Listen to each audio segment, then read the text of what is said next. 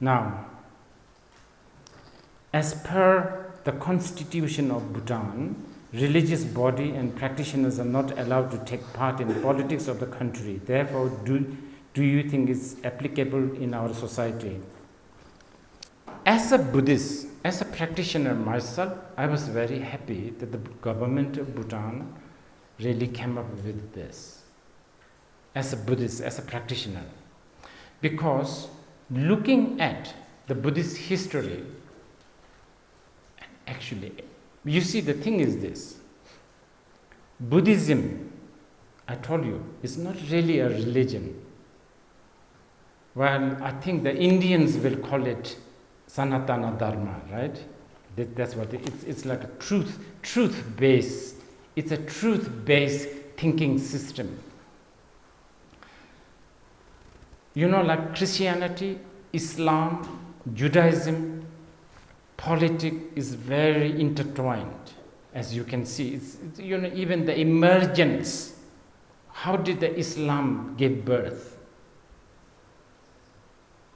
There's a lot of actual political situation. So Islam, this is why they can say republic, Islamic Republic of so and so, Christian Republic of so and so.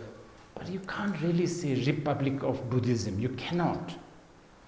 Because I told you, Buddhism is about anicca, dukkha, and anatta. What are we republicing about? Because it's about shunyata, it's about anicca. There is for goodness sake, Buddhism does not even have a marriage ceremony. Actually. Now we do create, just we throw some flowers and recite some verses.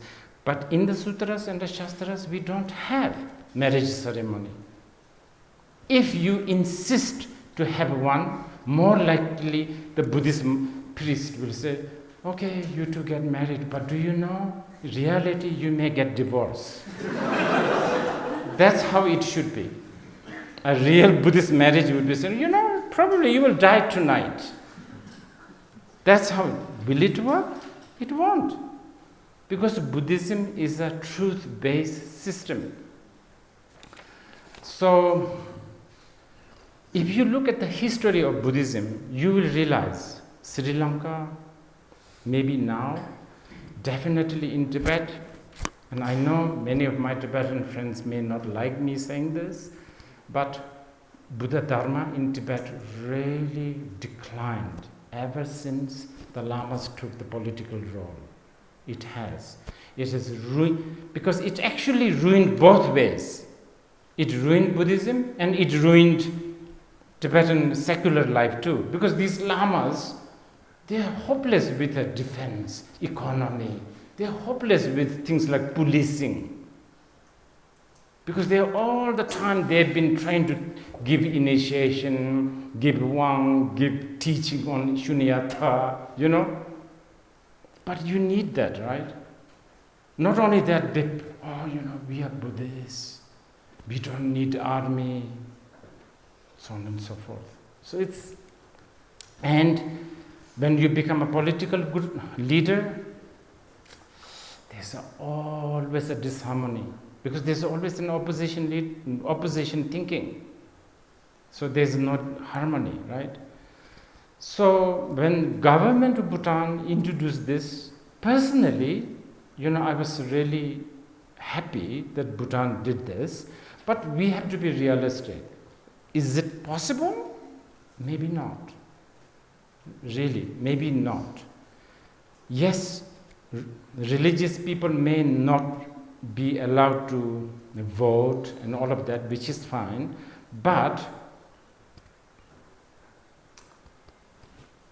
like one of you, if you wanted to run as an MP, and if you take a photograph with me, right, I may not necessarily vote, but many of the Devathangpas might vote for you.